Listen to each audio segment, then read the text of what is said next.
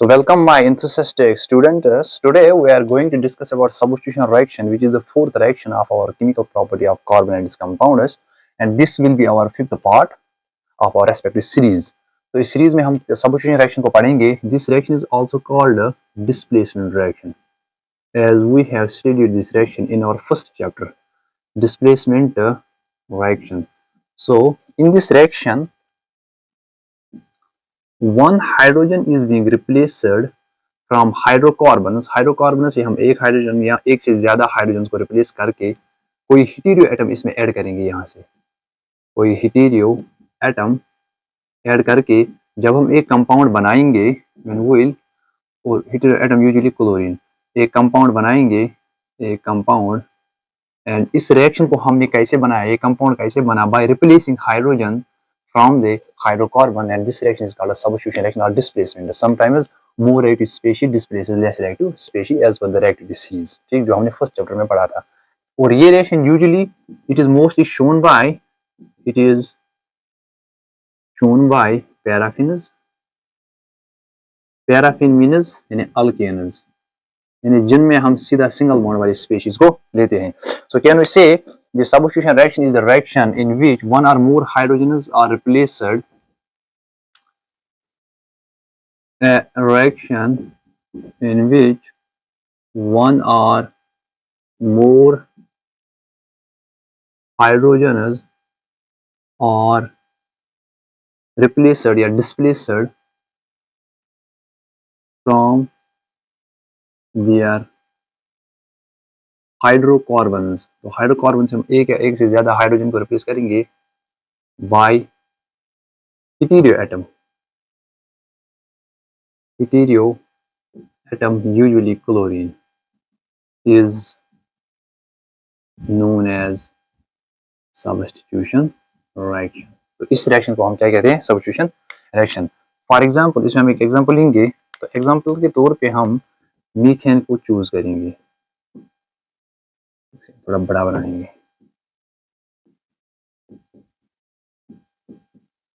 ये मीथेन है, इसके 4 हाइड्रोजन हैं. यहाँ से हम Cl2 लेंगे, ठीक, और यहाँ से प्रोडक्ट बनाएंगे. हमें क्या करना है, सब्स्टिट्यूशन डिस्प्लेसमेंट.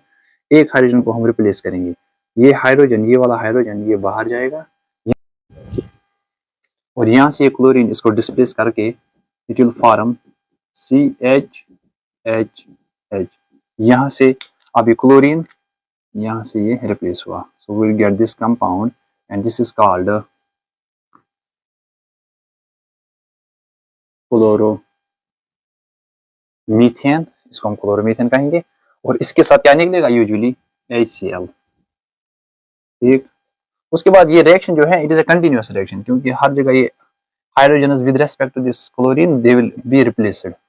अब देखो हम दूसरे पार्ट पे आते हैं इसके, तो हम सीधा लिखते हैं CH3Cl प्लस Cl2. ठीक, फिर से क्लोरीन इसको रिप्लेस करके क्या बनाएगा, CCl, यहाँ से भी Cl, और यहाँ से हाइड्रोजन और हाइड्रोजन.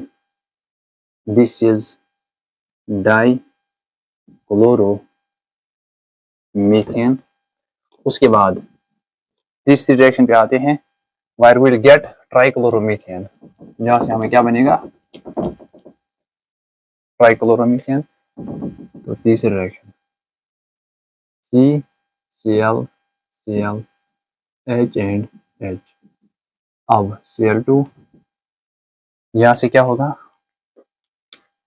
ये वाला हाइड्रोजन रिप्लेस होगा, ये वाला ये बाहर आएगा, यहाँ से एक क्लोरीन इस पे जाएगा. It will become CHCl Cl Cl. This is trichloromethane and this is used as an anesthesia. It's an anesthetic gas. Anaesthesia में यूज होता है बेहोशी के लिए. ठीक, उसके बाद we will get another compound, that is tetrachloro, another compound, fourth one. तो ये सीरीज चलती जाएगी. तो we will get CH, यहाँ से Cl Cl Cl, ऑलरेडी ये वाला प्रोडक्ट है, plus Cl2, we will get CCl4 4। तो ये क्या है भाई, दिस इज आवर टेट्राक्लोरोमीथेन। और ये जो टेट्राक्लोरोमीथेन जो है, इट्स कार्बन टेट्राक्लोराइड भी आप इसको कह सकते हो, कार्बन टेट्राक्लोराइड, कार्बन टेट्राक्लोराइड। इसको हम फायर एक्सटिंग्विशर्स में भी यूज करते हैं, ठीक, used in as a fire extinguisher, fire extinguisher. तो फायर एक्सटिंग्विशर में इसको यूज करते हैं। और carbon trichloromethane is used in, it's used as an anaesthesia, ठीक, इट्स एन एनेस्थेटिक एजेंट। अब हम चलते हैं सब्स्टिट्यूशन रिएक्शन के बाद सीधा हमारे मोस्ट इंपॉर्टेंट कार्बन कंपाउंड्स। तो उनमें क्या आएगा यूजुअली, तो कुछ इंपॉर्टेंट कार्बन कंपाउंड्स में हमने दो चीजें पढ़नी है। हाँ, आपके रेस्पेक्टिव बुक में भी है इसका जिक्र। तो सम इंपॉर्टेंट कार्बन कंपाउंड्स, इसमें दो है, एक इथेनॉल, दूसरा इथेनोइक एसिड। इथेनॉल को हम कैसे बनाएंगे, हमने पढ़ा है ये CH3 CH2OH, दैट मीन्स इसमें ऑल मीन्स इसमें अल्कोहल वाला स्पेस है, इथेन मीन्स इसमें यानी कार्बन के साथ सिंगल बॉन्ड, ठीक, यानी दो कार्बन है, ठीक, ये है इथेन। जब O आएगा तो पहले हम E को काटेंगे, डैश ऑल। अगर हम नंबरिंग करेंगे तो 1 पे इथेन 1 ऑल भी लिख सकते हैं, ठीक। Ethanoic acid is CH3, it is the derivative of carboxylic acid, CH3COOH, या हम ऐसे लिख सकते हैं CH3C double bond OH, this is ethanoic acid, ठीक। और इसी इथेनोइक एसिड को हम ये एसिटिक एसिड भी कहते हैं। अब चलो हम चलते हैं पहले इथेनॉल पे, ठीक। तो ये जो इथेनॉल है इसको हम इथाइल अल्कोहल भी कहते हैं। तो पहले हम इथेनॉल पे आते हैं।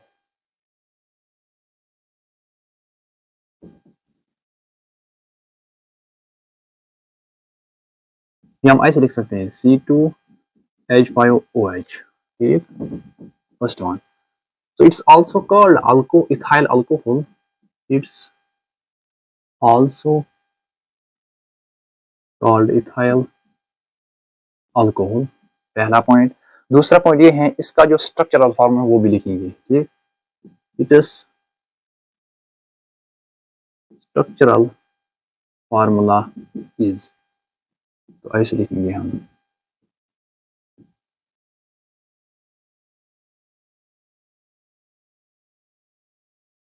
A2C2H। So this is our structural formula of ethanol, ठीक। अब इथेनॉल के बाद हम इसकी फिजिकल प्रॉपर्टीज भी आते हैं सीधा, ठीक। इसकी फिजिकल प्रॉपर्टीज पढ़ते हैं, पहले यहां से पढ़ेंगे फिजिकल प्रॉपर्टीज, लिखता ही नहीं है, छोड़ो इसको। तो ये क्या है, पहली प्रॉपर्टी तो ये है, ये कलरलेस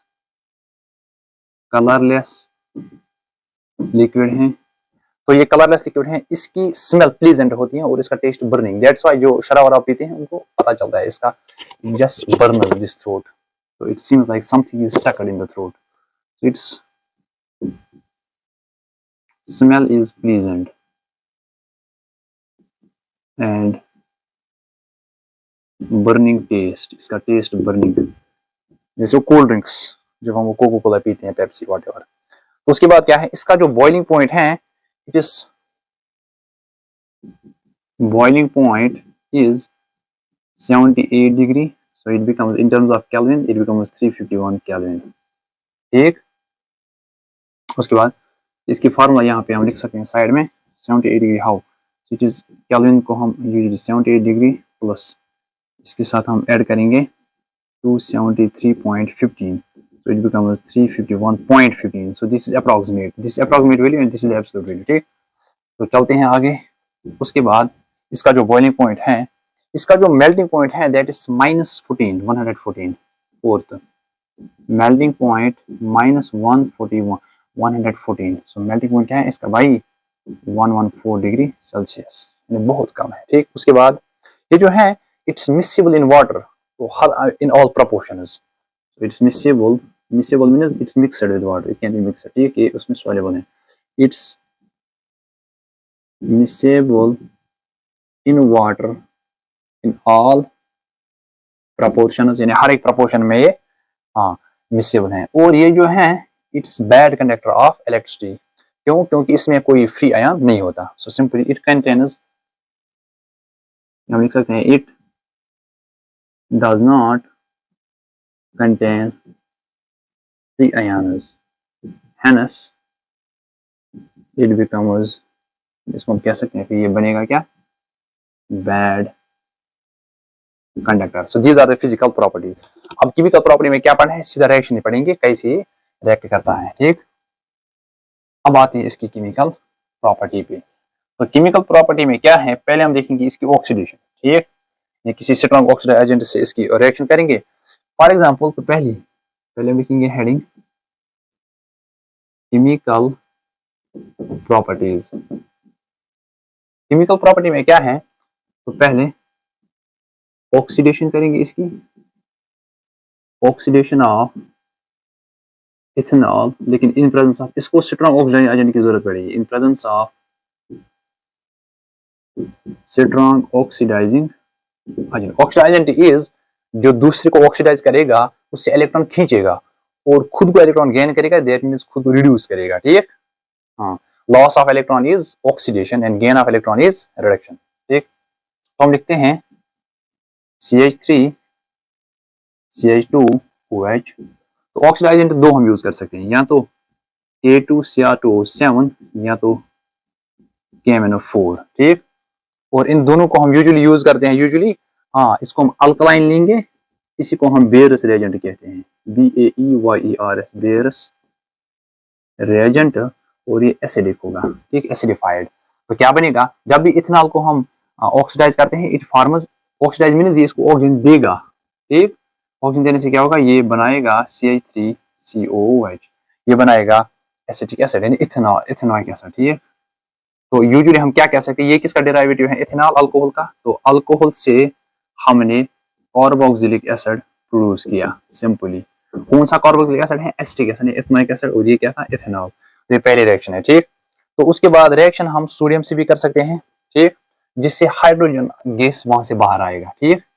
रिएक्शन विद सोडियम, दूसरी रिएक्शन क्या है, reaction with sodium, it gives CH2। तो यहां से हम देखेंगे ethanol CH3 CH2OH plus Na, it reacts with sodium, तो 2 times रखेंगे। Then in order to balance it, तो ethanol will react with sodium, it forms CH3 CH2ONA, so CH3 CH2ONA, and there is evolution of hydrogen gas। so hydrogen gas को evolution ऐसे दिखाते हैं हम, so this is the release of hydrogen gas and its reaction becomes exothermic also। so here अगर आप focus करोगे, इस reaction में इथेनॉल ने रिएक्ट किया सोडियम के साथ, और we got a product that is called sodium ethoxide. This is sodium ethoxide, so sodium ethoxide बना। And this is also a reaction of displacement. तो ये एक रिएक्शन टाइप कौन से, बिकॉज सोडियम ने इस हाइड्रोजन को रिप्लेस किया। सो this is example of displacement reaction, ठीक। तो उसके बाद फोर्थ वाली, थर्ड केमिकल प्रॉपर्टी क्या है, ये जो इथेनॉल है, it will react with this acid, usually hot concentrated acid हम लेंगे H2SO4, and it will form an unsaturated hydrocarbon, तो लाइक इथीन बनाएगा, ठीक। इट रिएक्ट्स विद H2SO4, और ये कंसंट्रेटेड है, it is concentrated at 443 kelvin, ठीक। So it becomes near about 170 degrees Celsius. Take 443 Kelvin, that is 170, that is 273.15 plus 170, that is 443. To give unsaturated hydrocarbon. पिछले lecture में हमने पढ़ा था unsaturated hydrocarbon क्या होता है, जिसमें डबल बॉन्ड या ट्रिपल बॉन्ड होगा।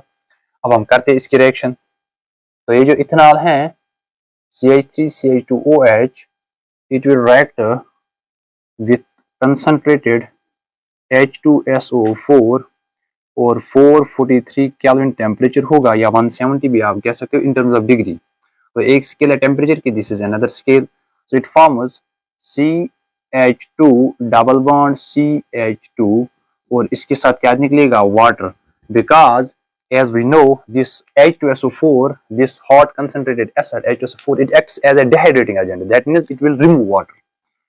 So here acidic sulfuric acid यानी H2SO4 हम सीधा लिख सकते हैं acts as dehydrating agent, dehydrating agent, that means it will remove water.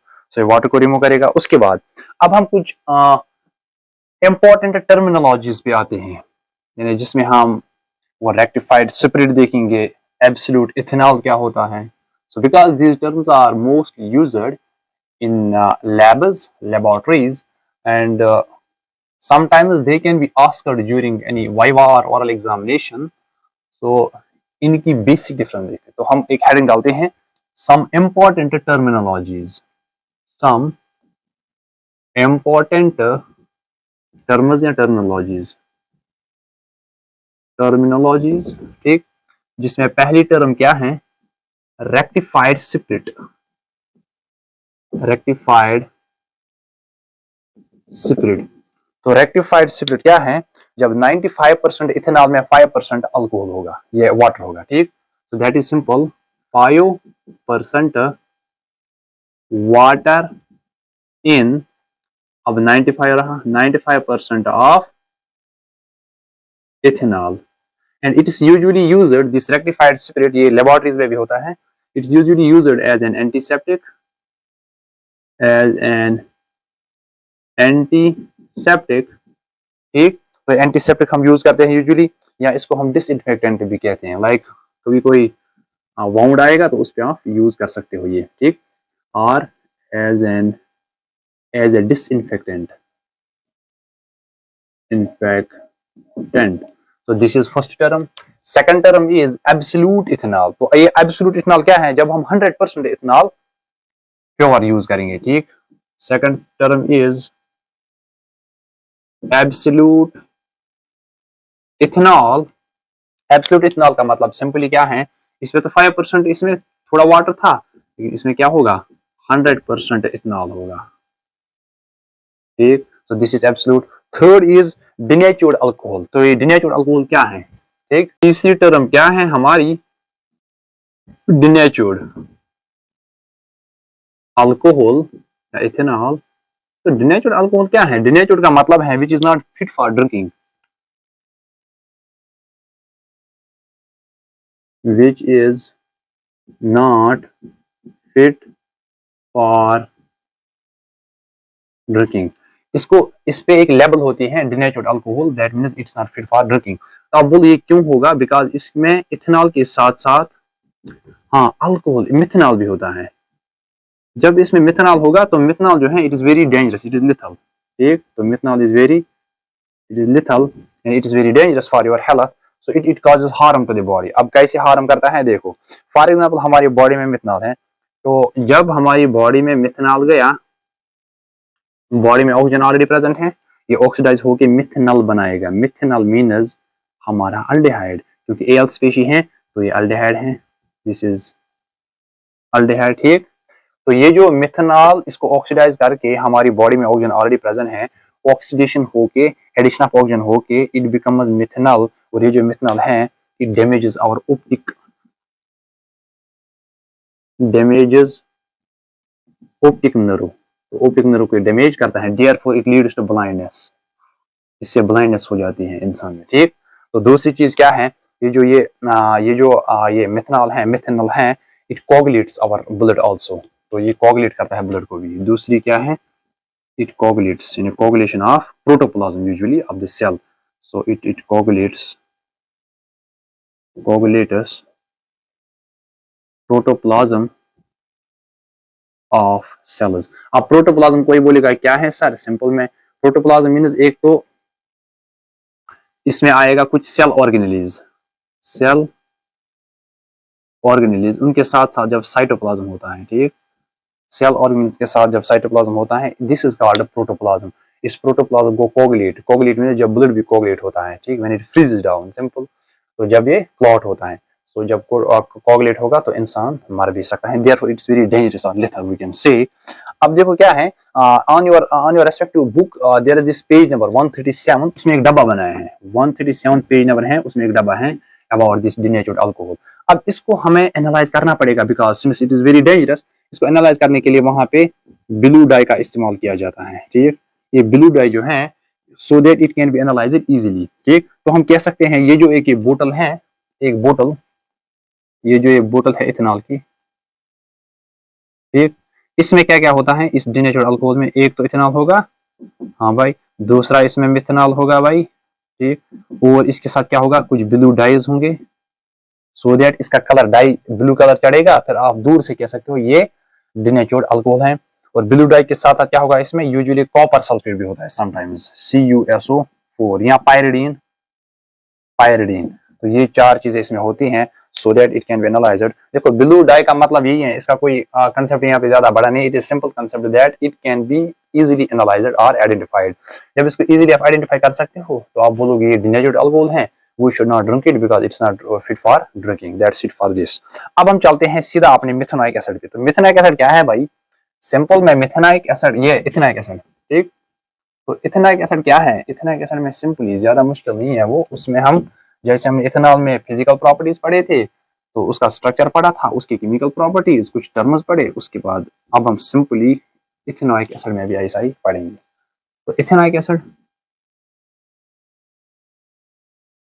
तो ये किसका डेरिवेटिव होगा, usually ethanoic, oic acid is the suffix for carboxylic acid, so it is the derivative of carboxylic acid. तो पहली चीज तो ये है डेरिवेटिव ऑफ COOH एसिड, ठीक। तो इसका कॉमन नेम क्या है, सिंपली एसिटिक एसिड इसको कहते हैं हम, ठीक, तो इसको हम एसिटिक एसिड कहते हैं, common name is acetic acid, और जनरल फार्मूला क्या है इसकी, CH3COOH, ठीक। तो IUPAC नेम भी इसका हम लिख सकते हैं, तो यूजुअली जो है IUPAC नेम इसका यही आएगा, इथेनोइक एसिड, ठीक। अच्छा, उसके बाद अब हम आते हैं इसकी फिजिकल प्रॉपर्टीज पे।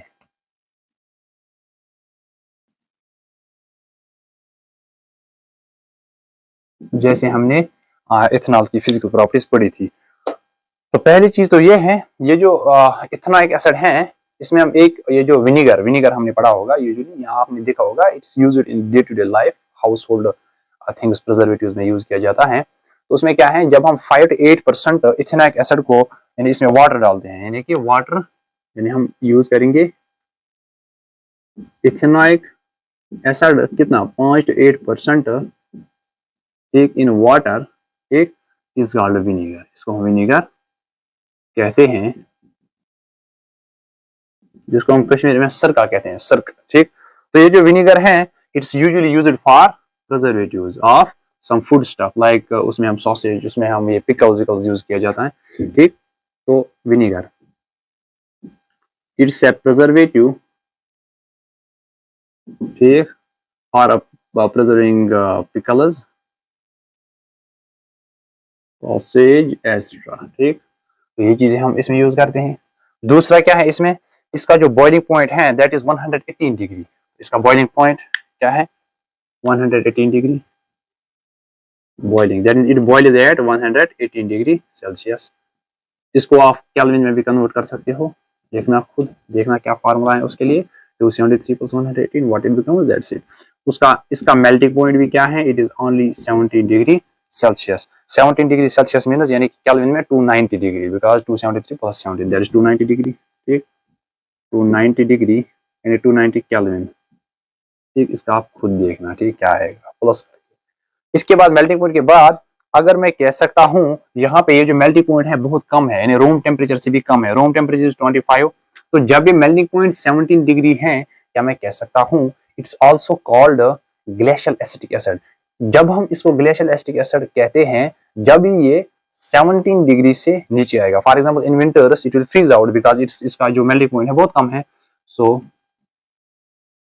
हम लिख सकते हैं therefore in winters it freezes, जब ये freeze होगा therefore it attains a structure and attains or acquires a glacier type structure, glacier type structure, therefore it's called वहां पे इसको हम कह सकते हैं ग्लेशियल एसिटिक एसिड, उस टाइम हम इसको ग्लेशियल एसिटिक एसिड कहते हैं।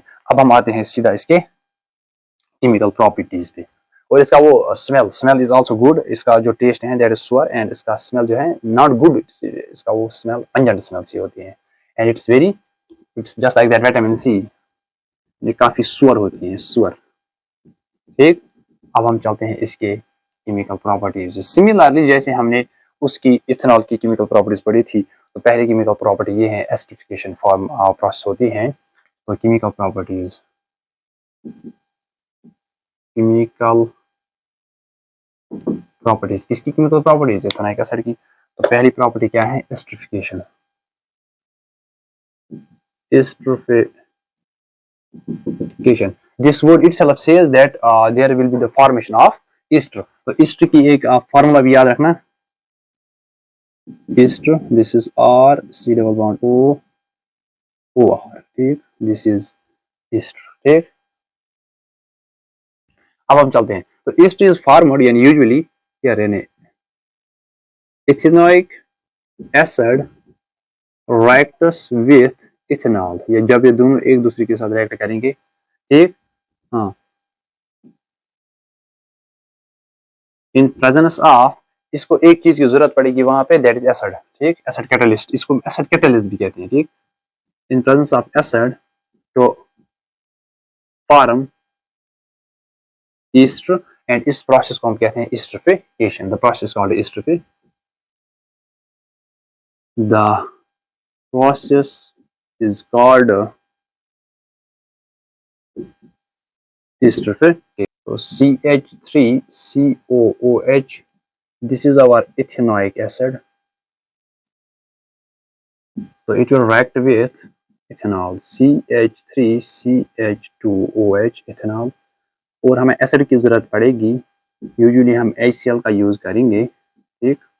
It will form first Easter, तो क्या बनाएगा, देखो यहाँ से एक ये CH3, दूसरा ये CH3 और ये एक O, यहाँ से ये CH2, ये और ये O बाहर आएगा, ठीक। नाउ ये वाटर बाहर जाएगा, ये वाला, ये दो और ये दो, जब ये वाटर जहाँ यहाँ से बाहर जाएगा तो what will remain, C, CH3 C double bond O, C double bond O, उसके बाद ये O CH2 CH3 CH2 CH3, so what this is, what this is our ester, this is our ester, और ये water बाहर जाएगा, यानी as इसमें just like that dehydration. तो इस प्रोसेस में हमने क्या देखा, ethanoic acid reacts with ethanol, एक in presence of acid to form ester, and with release of water, this process called esterification।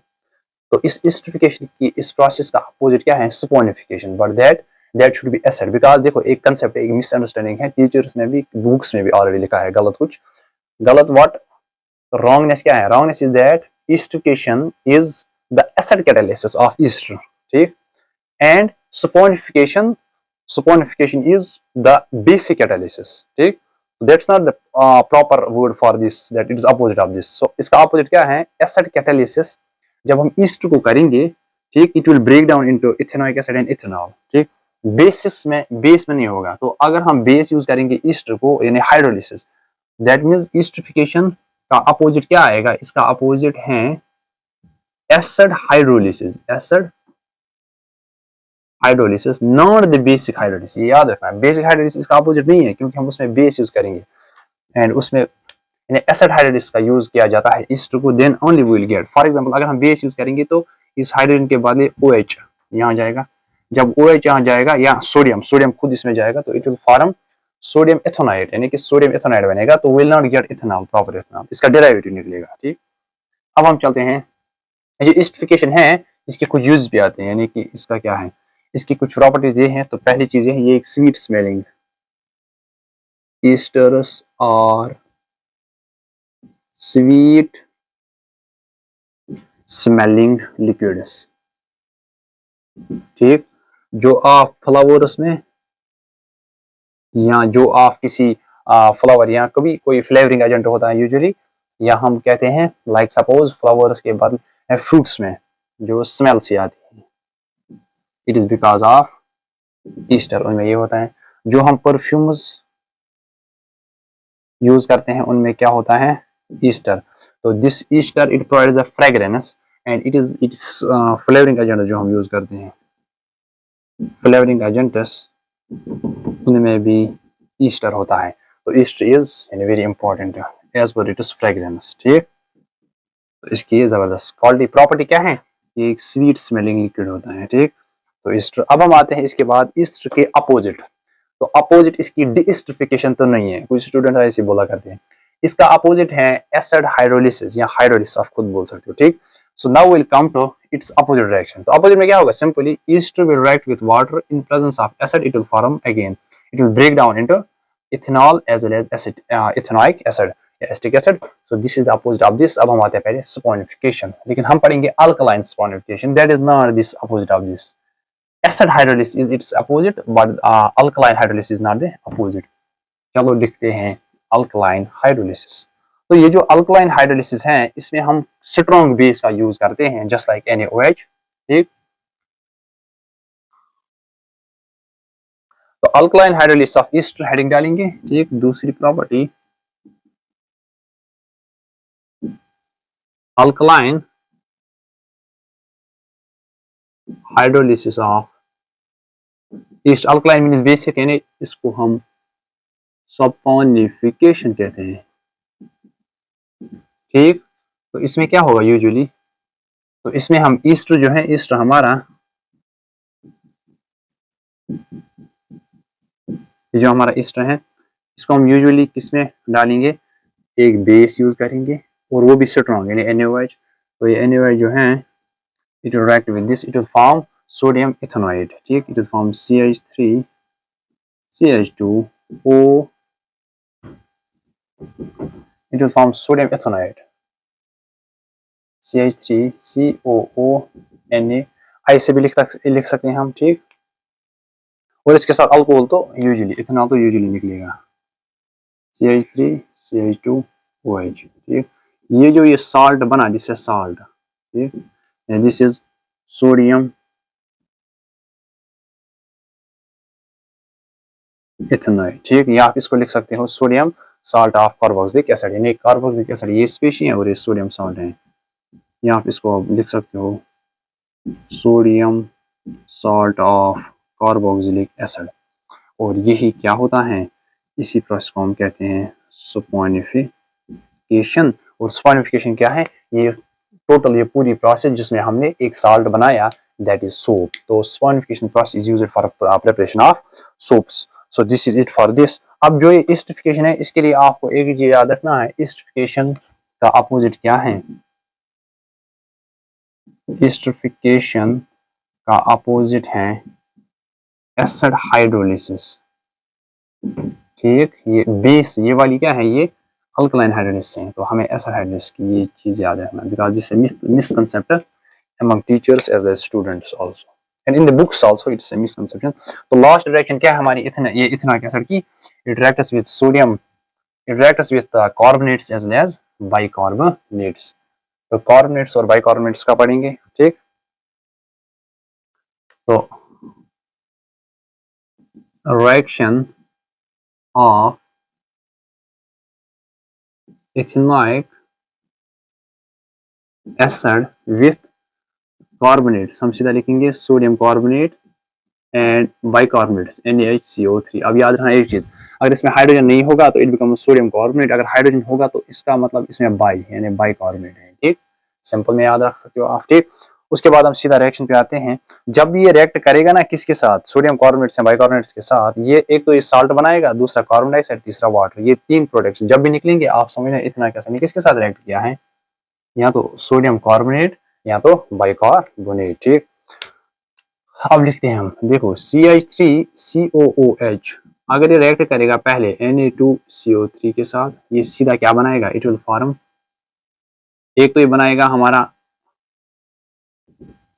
एक तो इसमें साल्ट बनेगा, साल्ट क्या बनेगा, यानी कि ये है ये जो CH3COONA, ठीक, आप इसको खोल के लिख सकते हो, 2 टाइम्स, यहाँ से भी 2 टाइम्स होगा फिर, ठीक, 2 Na, दो, 3, दिस इज 2, 2 जा 4, ठीक, हाँ, इसके साथ क्या होगा, कार्बन डाइऑक्साइड और वाटर निकलेगा, ठीक, सिंपल, ये हुई reaction with, this is first part, this is reaction इसके साथ विद सोडियम कार्बोनेट, दूसरी क्या है, reaction with sodium bicarbonate, difference एक ही है, एक सोडियम को हटा के एक हाइड्रोजन लगाया हमने, ठीक, तो इसमें भी क्या निकलेगा, सीधा यही same, CH3COOH plus NaHCO3, it becomes CH3COONA plus carbon dioxide plus water, ठीक, इसमें बैलेंस करने की जरूरत नहीं है, दिस आल्सो बैलेंस है, तो this is our basic reaction. तो इसमें हमने क्या पढ़ा, इस वाले में ये कार्बोनेट्स के साथ हैं और ये बाइकार्बोनेट्स के साथ हैं, so this is all about our ethanoic acid. तो मिलते हैं नेक्स्ट सोप्स एंड डिटर्जेंट्स में, तब तक के लिए